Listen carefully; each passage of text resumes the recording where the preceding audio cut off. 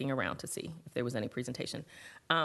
All right, so our approach to the budget hearing is going to be very similar to the general public comment period.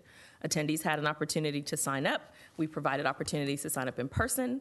There is a light bar at the podium.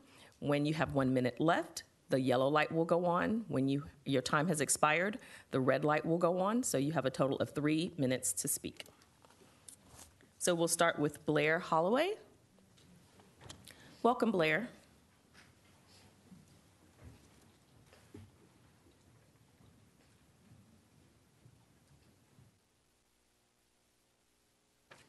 Thank you. Good afternoon. My name is Blair Holloway Cuneo, a Wake County resident with children attending Brassfield Elementary and West Millbrook Magnet Middle.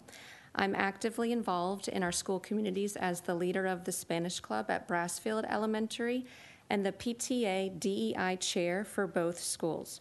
I also work closely with the Wake County Public School System Family Academy and the WCPSS Office of Equity Affairs to support partnerships and programs that benefit our schools' families. Both Brassfield and West Millbrook serve as base schools for families living near the Green Road Library, and I witnessed firsthand how essential the library is to our school community. Many of the families in the area face significant challenges such as limited English proficiency, restricted access to internet, and low IT proficiency. Despite Green Road Library's approval for $3 million in renovations addressing basic needs like new carpet, updated HVAC system, these improvements alone are not enough to support our community adequately. What we need is a comprehensive regional library, regional resource center that can provide broader and more impactful services. Through translated and moderated listening sessions with the Brassfield principal and Green Road families, we have identified critical barriers to family engagement, including the limited access to internet, devices, and IT literacy. The Green Road Library staff have confirmed that they struggle with an insufficient number of computers, devices, and personnel to meet the needs of the families. Assisting with basic technology literacy, job searches, school registrations, school communication often takes up to 20 minutes per family, highlighting this urgent need for more resources and support. Your staff report shows the library serves 130,000 people within 10 minutes, and of that population, 31,000 people are aged 0 to 17, and the report shows the library serves both vulnerable and underserved populations. It seems clear that an expansion is needed from all reviewed metrics. I respectfully request that you increase funding for the Green Road Library to go beyond the planned $3 million renovations. With additional funds, the library can be properly expanded into a comprehensive regional resource center that truly meets the needs of our community. Thank you for your consideration. Thank you, Blair. The next person I have on my list is Louisa Scott. Louisa, welcome.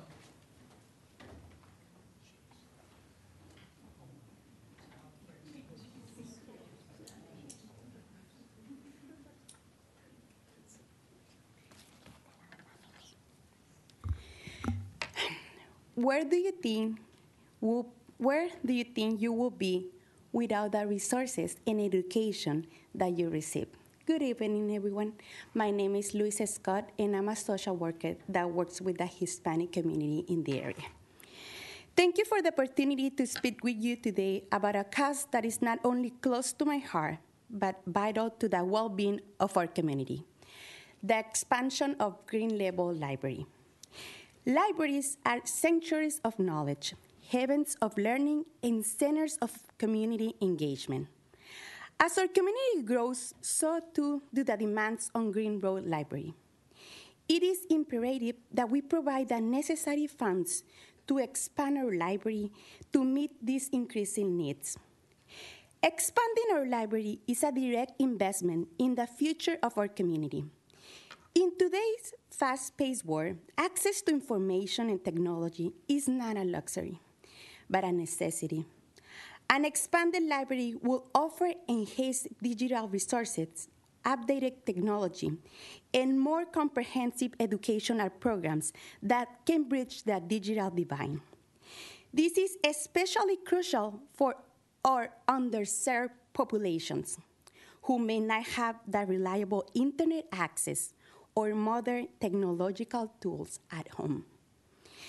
Imagine a space dedicated to children and young adults, equipped with the latest learning materials, interactive spaces, and educational programs designed to ignite their curiosity and foster for love of learning.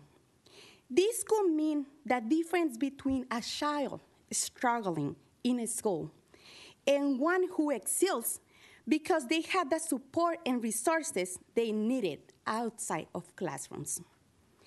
Beyond education, our library serves as a community hub. It is a place where people come together, exchange ideas, and build relationships. By expanding our library, we create more spaces for community events, workshops, and cultural activities that enrich our lives and strengthen our social fabric. This not only enhances our quality of life, but also nurtures a sense of belonging and pride in our community. Furthermore, the library's role in adult education cannot be understated, from job training programs and resume workshops to ESL classes and literacy programs. Our library is a beacon of hope for adults seeking to improve their lives. An expansion will allow us to offer more of these life-changing services, ensuring that everyone has the opportunity to learn, grow, and succeed. Thank you, Luisa. Thank you, and have a blessed day.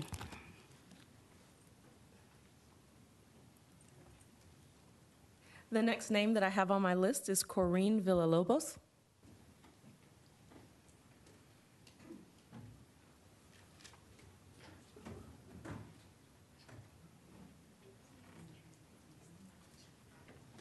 Welcome, Corinne.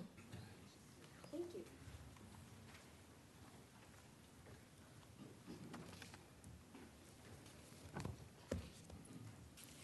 My name is Corinne Villalobos, and this is my son, Julio Cesar Garcia Villalobos. As a proud mother raising a 13-year-old son in the heart of Wake County, I am here to tell you that I am a Latin woman who is learning English and who wants to be better every day. And I have found a way to learn more and share more quality time with my son at Green Road Library. For years, the Green Road Library has been more than just a building with shelves of books. It has been our sanctuary, our heaven for learning, and our cornerstone for growth. Just more than 10 minutes from our doorstep, it has served as our main family reference and learning center, shaping the minds and futures of children, teens like me, and young adults, and adults who wants to be themselves like my mom. The Green Road Library finds itself neglected in budgetary discussions. This exclusion from priority investments is not only unjust, but threatens to perpetuate inequities in our community.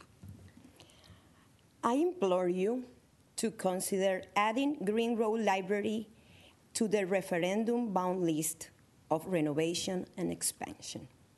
Every child, regardless of their zip code, deserves access to a powerful library, a place where dreams are nurtured and futures are forged.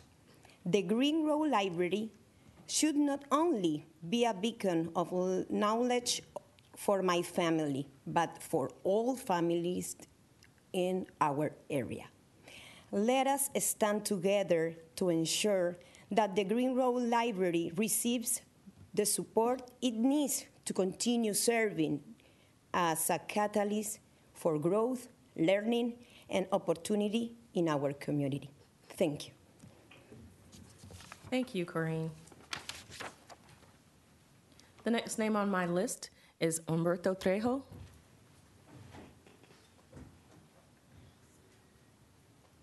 Welcome. Good afternoon.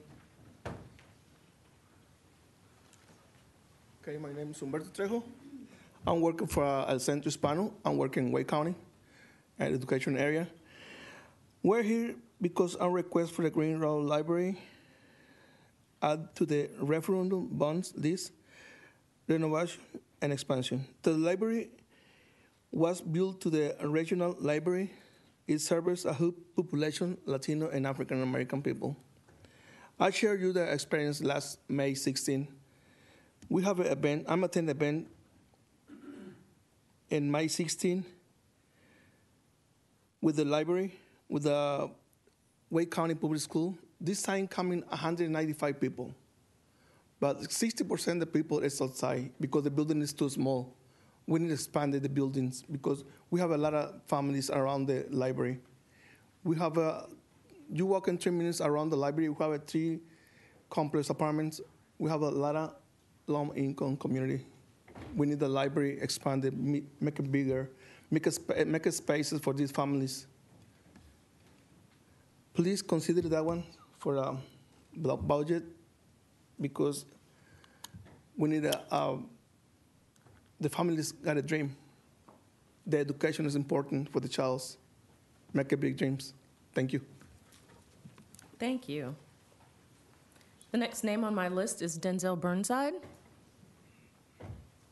Welcome.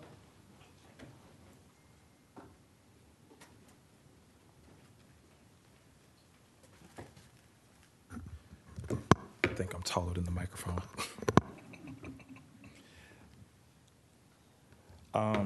Hello, everybody. My name is Denzel Burnside. Some of you I've met. I am the newly installed, about 120-day installed executive director of Wake Up Wake County.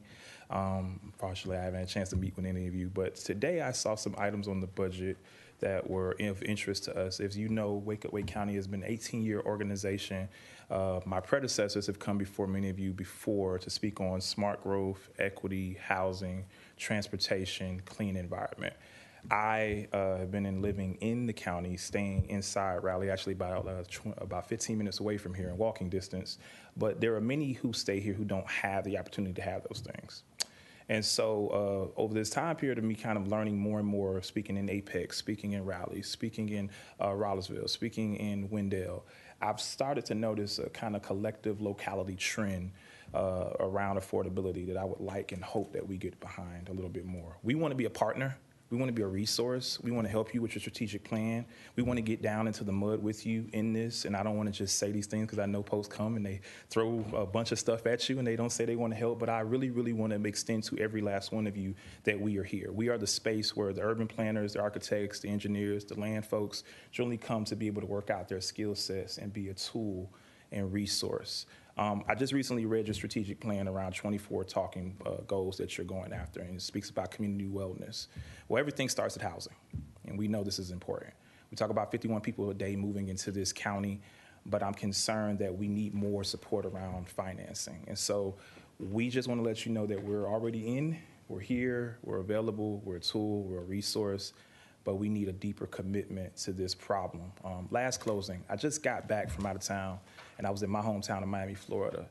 And I was also in Atlanta prior to that. And we know all worst case and good case scenarios there.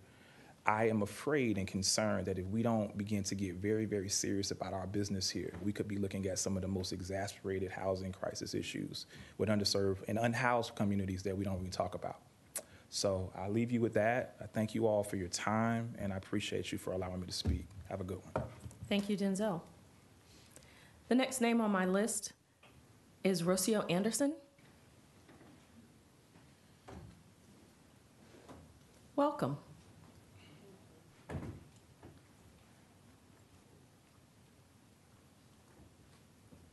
Good afternoon, everyone. Thank you again for the time and the space. I was here back in May 16 as well and coming back with the same topic. On behalf of the North Carolina Society of Hispanic Professionals, we are back to express our strong support for the proposed expansion and enhancement of the Green Road Library in Raleigh. We understand it is set for enhancement. We are proposing or asking for it to be added, to be expanded on. You've heard from a lot of my counterparts the needs that the library has, but more than that, the needs of the community are very important. We want to make sure that the library provides enhanced learning opportunities with additional space and resources. Improved technology access, digital divide is a real thing. Community gathering spaces.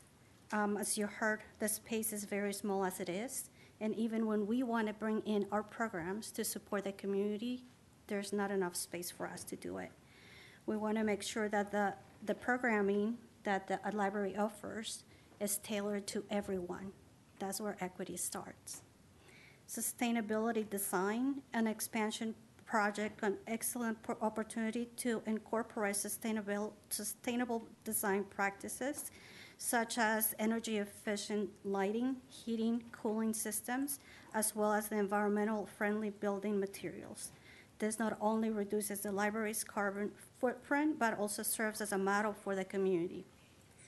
Accessibility improvements to modernize the library to ensure that it's accessible to all community members. With ramps, adaptive technologies will ensure that everyone can benefit from the library's resources. In conclusion, once again, we ask you to increase the funding. We understand there is $3 million earmarked for enhancement. We are asking you to please expand the library and take into account the data that was shared with you. Thank you. Thank you so much, Rocio. The next name on my list is Leonor. I do not have a last name. Welcome. Thank you.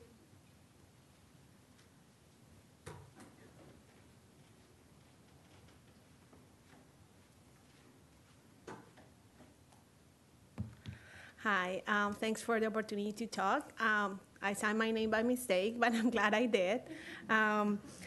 I'm part of the organization called NAREP. It's the National Association of Real Estate Agents, and we have a chapter here in Raleigh. We represent locally over 100 real estate agents, all Hispanics. And I believe it's very important for our organization to support the expansion of the library.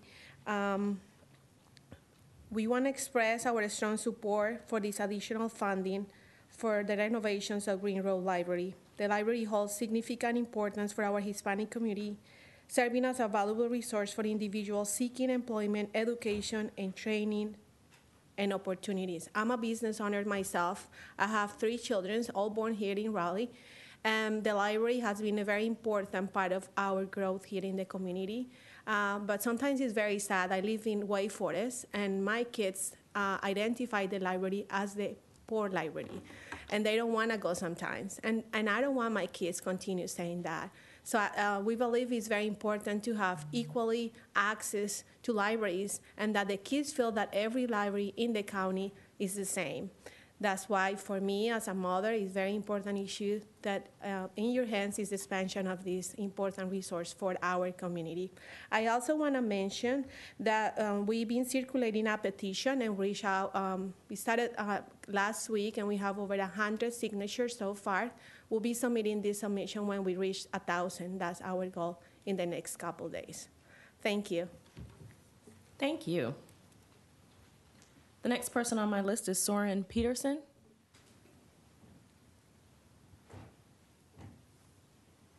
Welcome.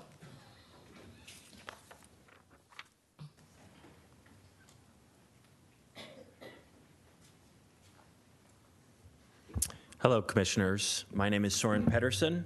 I want to say this. Living wage is not a luxury salary, but it is a minimum standard that gives employees only enough to cover their annual expenses. Being paid a sub-living wage salary does not decrease the cost of living in Wake County, but rather means that our public employees effectively are put in a position where they must either subsidize the county budget through their own personal savings or live outside the communities they are being asked to serve. As such, I asked you to consider making the following 2 adjustments to the upcoming fiscal year's county budget for those whose wages are currently below a living wage. First, expand living wage pay to Wake County's part-time employees. The part-time exemption to the current living wage policy in the budget for workers working under 1,400 hours a year undervalues both the time and labor of these employees across Wake County. For many of these part-time workers, their status as part-time is only an indicator of working multiple jobs to attain the equivalent of full-time employment. As such, to compensate for Wake County's artificially low pay, many part-time employees must either work for more than 40 hours a week to offset this pay deficit or endure a standard of living associated with both negative mental and physical health effects. Secondly, remove the living wage subtraction, artificially decreasing the county's living wage by increasing this year's living wage rate by $1.50 an hour for hourly employees or $3,120 a year for salaried employees. In 2015, when Wake County first adopted its living wage pay structure, the wage subtraction for health insurance was standard practice. However, this standard practice is no longer considered best practice. A wage subtraction has never been part of the universal living wage formula on which Wake's own formula is based, and the North Carolina-based organization which did include it removed it when reassessing its living wage formula in 2022. Again, the provision of health insurance to public employees as part of a benefit package is an employment incentive, but it does not decrease the regular cost of living in Wake County. There are already several factors which decrease the cost of living formula. The first is that the tool that is used to calculate living wage is already set at the 40th percentile, meaning that the numbers used to calculate cost of living is below that number. The second is that Wake uses a 4-year rolling average to calculate the cost of living, with data going back as far as 2021. With how quickly cost of living has increased in the past several years, these factors are already decreasing cost of the living wage by over $10,000 a year for employees. Having an additional offset for a living wage subtraction and exempting part-time employees is only making this difficult situation for our workers more difficult. Thank you. Thank you, Soren. The next name that I have on my list is Donna Friend. Welcome, Donna.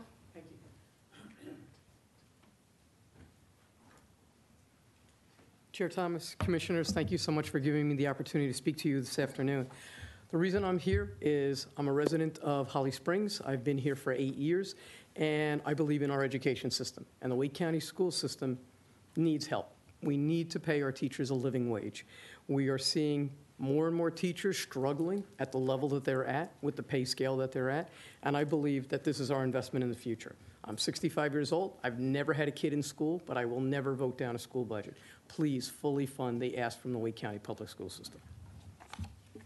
Thank you, Donna. The next person I have on my list is Christina Spears. Welcome, Christina.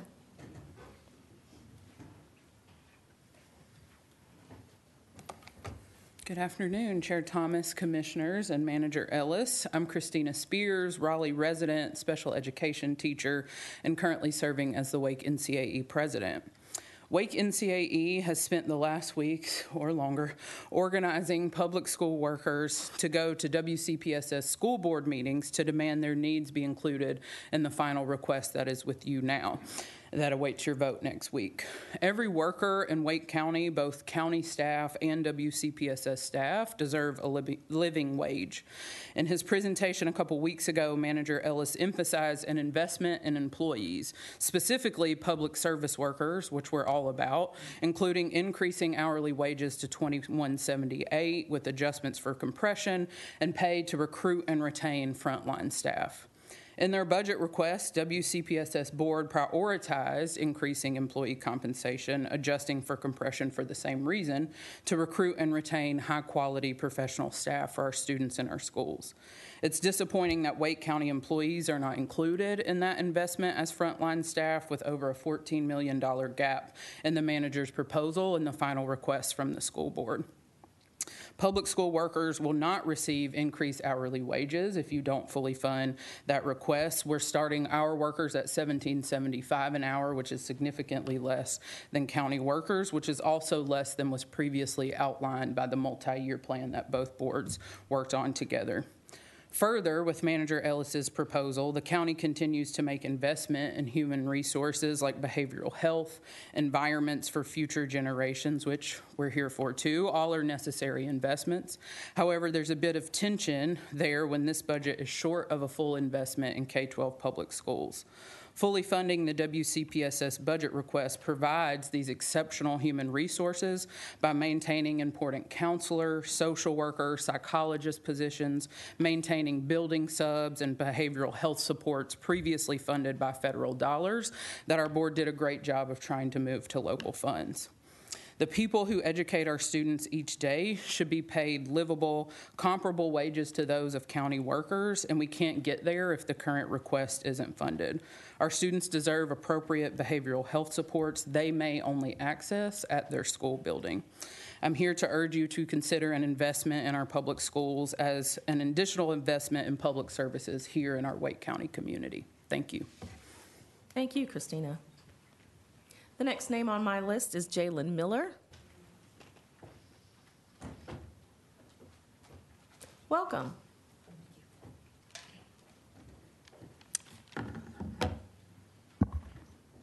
Good afternoon, Commissioners.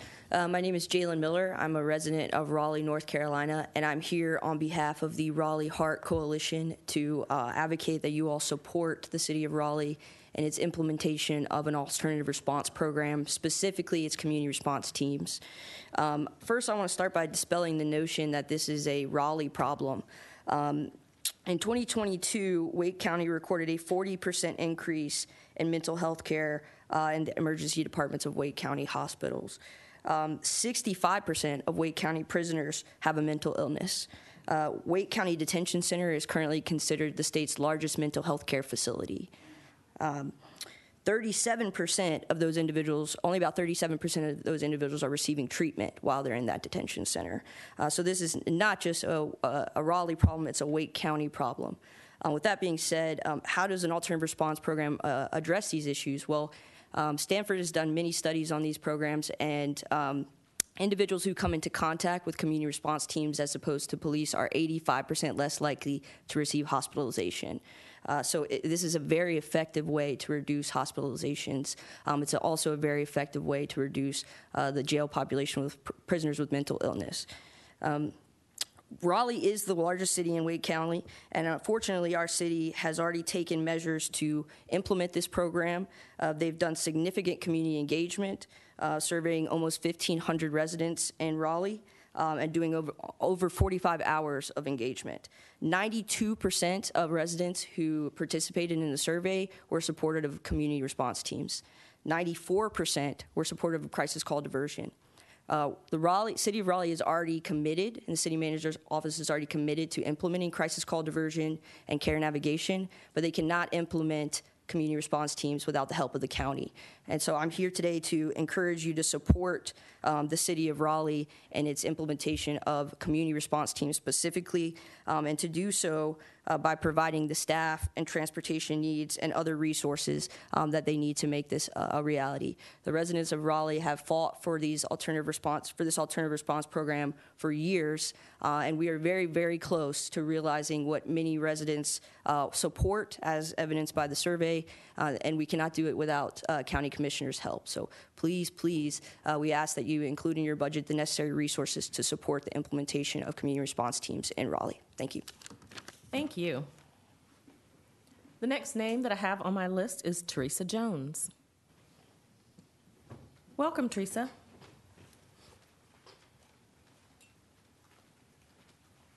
Good afternoon. My name is Teresa Jones. I'm a Raleigh resident. I'm a mom of 3 public school graduates, a school counselor, and I'm currently the president of Wake PTA Council. It is the mission of PTA to make every child's potential a reality by engaging and empowering families and communities to advocate for all children, to support and advocate for children and youth in schools and the community, and before governmental and other organizations that make decisions affecting our children. We believe our strong public education system is the heart and soul of the economic strength of our county.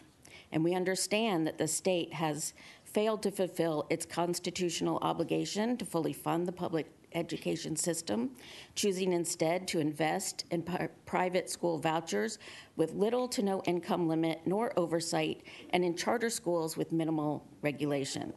But the Wake County Commission is uniquely positioned to ensure that all children within its borders do not suffer from the legislature's failure to invest in them, and moreover, understand the moral obligation to fulfill the promise of our state constitution that all children deserve access to a public education that improves North Carolina's public or collective future. Wake County needs this increase in local funding to ensure that a fundamental standard of school infrastructure exists to serve basic student needs, to ameliorate the ongoing bus driver shortage with market-based compensation, to increase compensation for teachers and staff to ensure WCPSS can recruit and retain the professionals our schools need, and to provide additional funding to hire much-needed behavioral health specialists and building substitutes. We recognize that the financial challenges faced by our schools are not of the Wake County Commission's making. We also know that without action by this commission, our schools will suffer. And I know that many of you have been supporters of public education for years. Wake County PTA Council Board of Directors is asking you to support the full funding of the Wake Board of Education's budget request. Thank you. Thank you. The next name that I have on my list is Cecilia Joyce.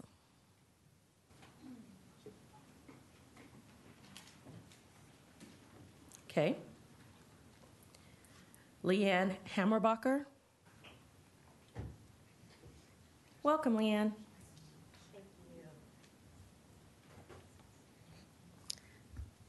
Hello, good afternoon, Commissioners. I'm Leanne Hammerbacher. I'm a resident of Wake County, but also a staff member of the Triangle Land Conservancy.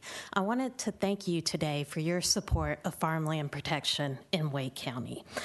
The Commissioner's leadership in this area is unprecedented, and as heard from Commissioner Troxler and others today, you are leading the nation in one of the most successful farmland protection programs.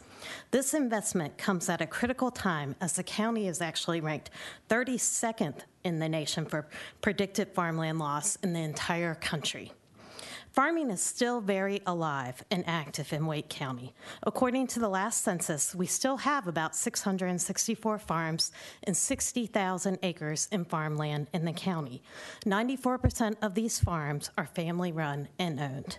Although we have lost about 20% of our farmland in the last 10 years, support from the county has enabled TLC, in partnership with Soil and Water and the Wake County Open Space Program, to protect over 750 acres in the last year, including 5 working farms and forests. In the last 2 years alone, we have protected over 1,000 acres of farms and forests. In total, TLC just surpassed 25,000 acres of land protected across the Triangle in our 40 years existence. This would not be possible without the long-term partnership and dedication of funds for open space and farmland protection from the county. So thank you. Not only has the county dedicated funds to preserving farmland, but you are actively investing in the next generation of farmers. Thanks to dedicated funding for the last 6 years to the Next Gen program, based out of our Williamson Preserve in the Marks Creek area of Wake County, the county has helped support 8 farmers in educational programming for over 100 farmers on site. This includes programs on best management practices as well as regenerative farming. We hope that in the next fiscal year, the county will continue to support both the Farmland Protection Program through the continued dedication of the rollback taxes and the Next Gen program at Williamson. Thank you very much for all you're doing to protect the natural resources of our county. Thank you, Leanne. The next name that I have on my list is Heather Cesaro.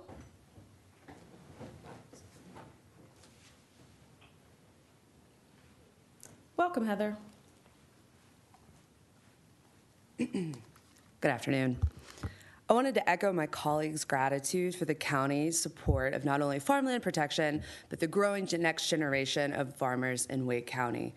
I am the farm manager for Triangle Land Conservancy, located at our Williamson Preserve, which is actually Commissioner Miles' area. In that role, I support farmers throughout the county, but especially in the Marks Creek area and at the Williamson Preserve. Over the past 6 years of your support, the Next Gen program has helped TLC and partners offer educational programs to over 100 farmers on our site, including workshops on best management practices in regenerative agriculture. In addition, we have supported 8 different farmers on our property, 3 of which have moved on to scale up their own business elsewhere. Providing land and resources at Williamson is providing critical opportunities and stepping stones in training the next generation of farmers in Wake County. In addition, with the Next Gen program, we have been able to support neighboring farms and their growth and development, such as the Karen Community Farm at Okie Grove, which I've seen a few of you at for events in the past.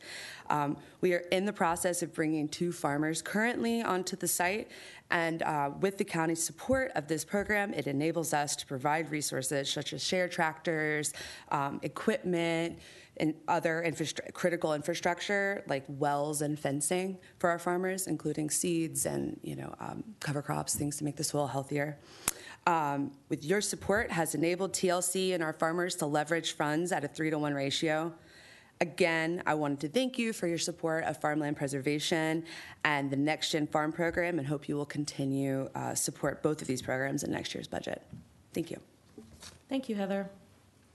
The next name that I have on my list is Robert Fierro.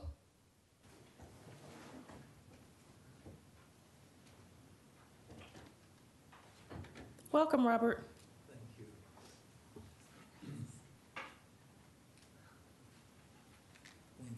Thank you, everyone. Hello, my name is Bob Farrow, and I've lived for 24 years in North Raleigh. During this time, my late wife, Mary, and I have thoroughly enjoyed using the library system here in Raleigh. In fact, for quite a few years, we enjoyed going to the Green Road Library. We started going to the new, larger North Regional Library when it opened up. In our senior years, the library is a special place that we enjoyed going to regularly. Having an extra nice place to go to was a special treat. I support the Green Road Library and its proposed expansion so this library can better serve this community now and in the future. Thank you. Thank you, Bob. The last name that I have on my list is Lindsay Mahaffey. Welcome, Lindsay.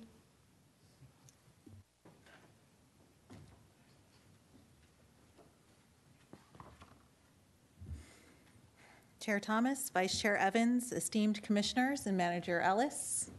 I want to thank you for hosting these public hearings, and I would like to share that I appreciate and support Manager Ellis's budget with a slight tweak, and I bet you can guess what it is. And that is to increase the budget for fiscal year 2025 to fully fund the budget for the Wake County Board of Education. I ask this as a parent, a school board member, and as a taxpayer. I'm so grateful for the planning and care that Superintendent Taylor and his staff put into his proposed budget, one which sought to continue behavioral supports for our students, master's pay for advanced degrees, and building substitutes for all of our schools, positions that were needed well before the pandemic. Once his budget was presented, our current staff shared that an increase in compensation was also needed for recruitment and retention purposes. We met several times with staff in many, many work sessions to see how we could fund increased compensation without going beyond the proposal of Superintendent Taylor. It became evident that in order to do so, positions would need to be cut, many of which have qualified professionals already in them.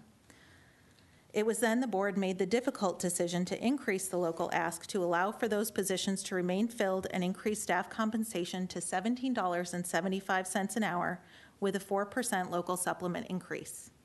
This increase for compensation was done bearing in mind that staff members earning minimum wage will likely have to keep their second jobs and continue to work over the summer, as most of our employees are only employed with the district for 10 months. As a board member, I couldn't not include compensation in this package. I also couldn't tell essential personnel to vacate their positions, which is why my colleagues and I voted unanimously for this budget.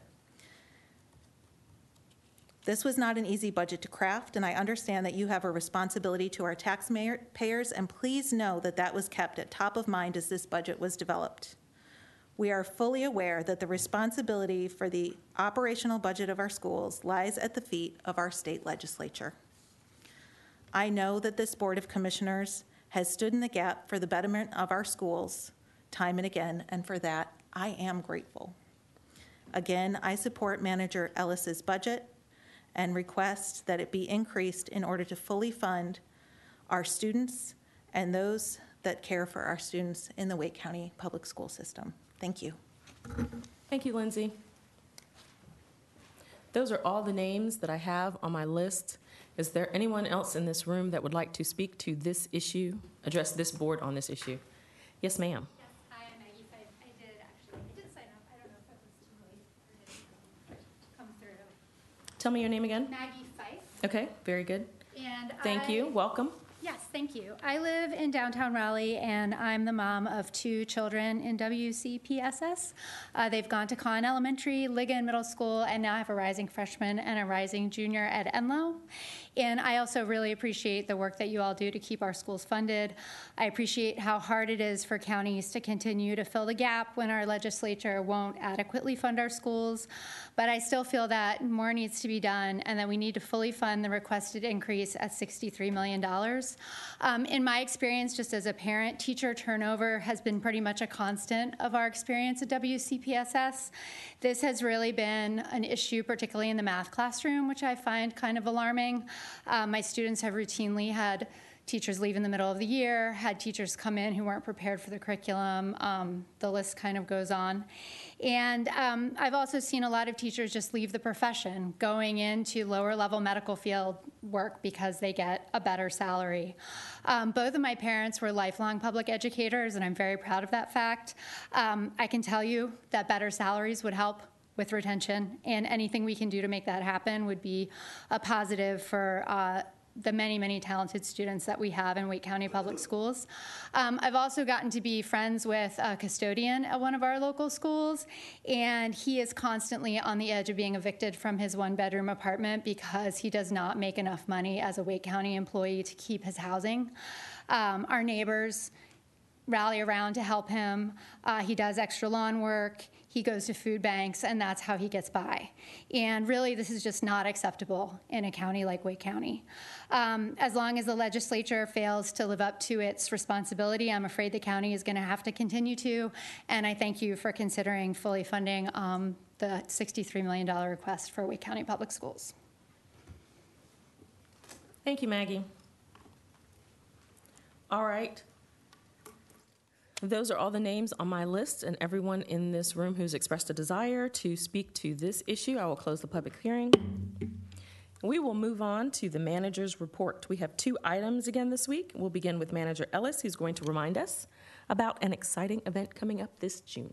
Yes, we're getting closer and closer to our local government career expo, which will bring together 40 municipal organizations for a recruiting fair. It's going to be held June 8th from 1 to 4 at the McKimmon Center. We're hoping folks show up and show out, and there'll be some folks to talk about filling positions there. So get your resumes ready. Thank you. Thank you, Manager Ellis. Now we're going to hear from Ben Canada about another exciting upcoming event. Yes, thank you, Chair. Just very quickly, on Thursday,